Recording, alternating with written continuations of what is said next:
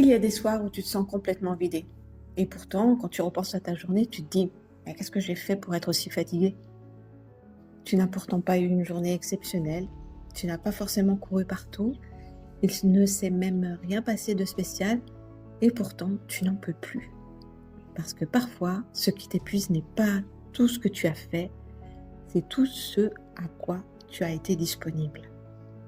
Aujourd'hui, nous allons parler de cette disponibilité presque automatique aux autres qui finit par te vider complètement alors que tu crois simplement être gentille. Bonjour et bienvenue sur le podcast Bonne Nouvelle, tu es hypersensible et au potentiel. Je suis heureuse de te retrouver dans cette nouvelle capsule intitulée Tu es trop disponible, pas trop gentille. Ces soirs où tu te sens vidé sont devenus de plus en plus fréquents. Comme si toute ton énergie avait été aspirée petit à petit sans que tu t'en rendes compte vraiment. Pourquoi ? Parce qu'une fois encore, tu as été là. Tu as écouté, répondu, rassuré, expliqué. Tu as essayé de comprendre, d'arrondir les angles, de sentir ce qui n'était pas dit. Tu as deviné ce que l'autre attendait de toi, éviter que l'ambiance se tende, fais attention à ne pas créer de malaise. De l'extérieur, cela peut sembler invisible, mais intérieurement, en toi, c'est énorme ce qui se passe. Parce que tu n'as pas seulement été gentille, tu as été disponible. Disponible aux émotions des autres, à leurs besoins, à leurs messages, à leurs tensions, à leurs changements d'humeur, à leurs attentes visibles et invisibles. Disponible à tout ce qui pouvait préserver le lien, éviter le conflit, ne pas blesser, ne pas décevoir. Et peut-être que jusqu'à présent, tu as appelé ça être empathique, attentionné, mais à force de croire que tu devais toujours être gentil, tu es surtout devenu trop disponible. Parce qu'il y a une différence entre avoir du cœur et ne plus avoir de frontières. Il y a une différence entre aimer les autres et se rendre accessible à tout le temps. Il y a une différence entre comprendre quelqu'un et prendre la responsabilité de ce qu'il ressent. Et cette différence, beaucoup de femmes hypersensibles et hauts potentiels ne l'ont jamais vraiment apprise. Très tôt, elles ont compris qu'elles captaient plus que les autres. Elles sentaient les tensions avant qu'elles soient nommées. Elles percevaient les petits changements de ton, de regard, d'énergie. Elles comprenaient quand quelque chose n'allait pas, même quand personne ne disait rien.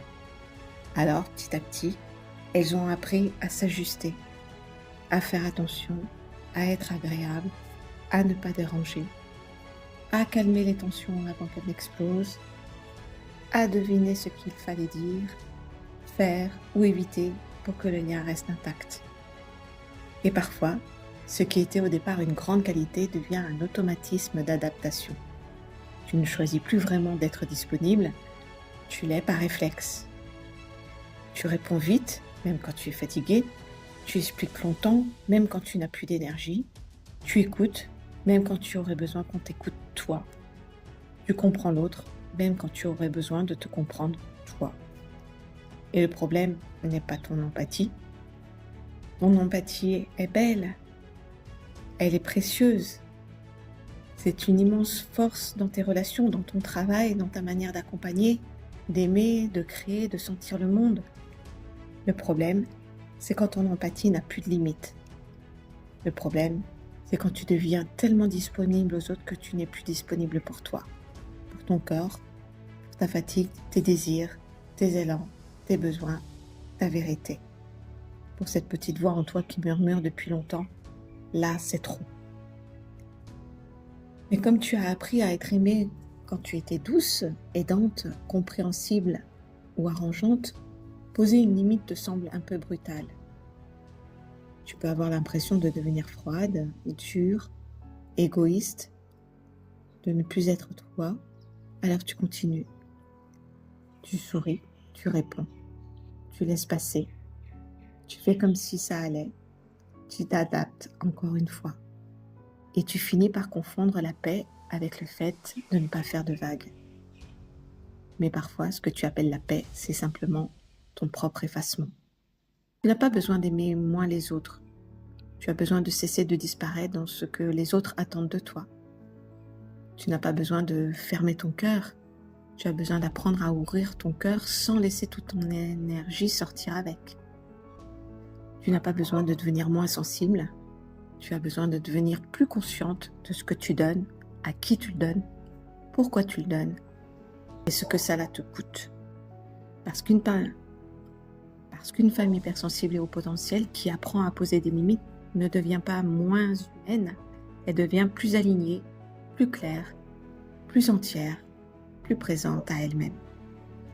Elle peut continuer à aimer, à écouter, à comprendre, à soutenir, mais elle ne le fait plus au prix de sa propre stabilité intérieure. Et c'est à cet endroit-là que quelque chose peut vraiment changer. Quand tu comprends que ton hypersensibilité n'est pas là pour faire de toi une éponge émotionnelle, tu peux commencer à respirer autrement. Quand tu comprends que ton haut potentiel n'est pas là pour t'obliger à analyser, anticiper et gérer tout ce qui est autour de toi, tu peux sortir d'un rôle qui t'épuise.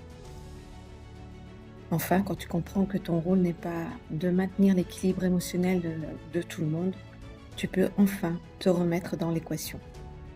Tu peux alors commencer à te poser des questions simples mais essentielles. Est-ce que j'ai vraiment envie de répondre maintenant ? Est-ce que j'ai l'énergie pour écouter cette personne aujourd'hui ? Est-ce que je dis oui par élan ou par peur de décevoir ? Est-ce que je suis en train d'aider ou de me suradapter ?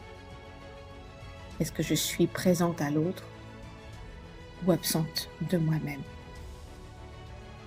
Ces questions peuvent sembler simples, mais pour une femme hypersensible et au potentiel, elles peuvent tout changer parce qu'elles te ramènent à un endroit essentiel, toi. Pas contre les autres, pas loin des autres, mais avec toi aussi dans l'équation.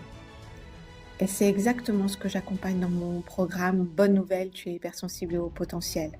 Je t'aide à comprendre ton fonctionnement en profondeur, à ne plus voir ton hypersensibilité comme un problème à corriger et à ne plus vivre ton haut potentiel comme une pression supplémentaire. Je t'aide à arrêter de te suradapter pour être aimé, accepté ou reconnu, à trouver ta place, à identifier ce qui est naturel chez toi, ce qui est précieux, ce qui est puissant, et à l'utiliser sans te perdre. Parce que ton hypersensibilité peut devenir une force, ton empathie peut devenir une richesse, ta capacité à recevoir finement les choses peut devenir une boussole. Mais pas si tu l'utilises uniquement pour répondre aux besoins des autres. Pas si tu t'oublies dans chaque relation. Pas si tu continues à croire que ta valeur dépend de ta disponibilité. Alors, si tu sens que tu es fatiguée d'être toujours celle qui comprend, qui écoute, qui s'adapte, qui fait attention, qui prend sur elle, si tu sens que tu veux rester profondément humaine, mais sans t'effacer, si tu sens qu'il est temps d'apprendre à vivre ton hypersensibilité autrement, tu peux découvrir mon accompagnement Bonne Nouvelle, tu es hypersensible au potentiel. C'est un programme pour les femmes qui ne veulent plus subir leurs différences, mais apprendre à en faire une force, simplement, concrètement, et sans attendre des années. Tu trouveras le lien dans la description de cette chaîne. Et avant de nous quitter, j'aimerais que tu retiennes ceci. Tu n'es pas trop gentille, tu n'as pas à devenir quelqu'un d'autre. Tu as tout simplement besoin d'apprendre à ne plus être disponible au point de te perdre.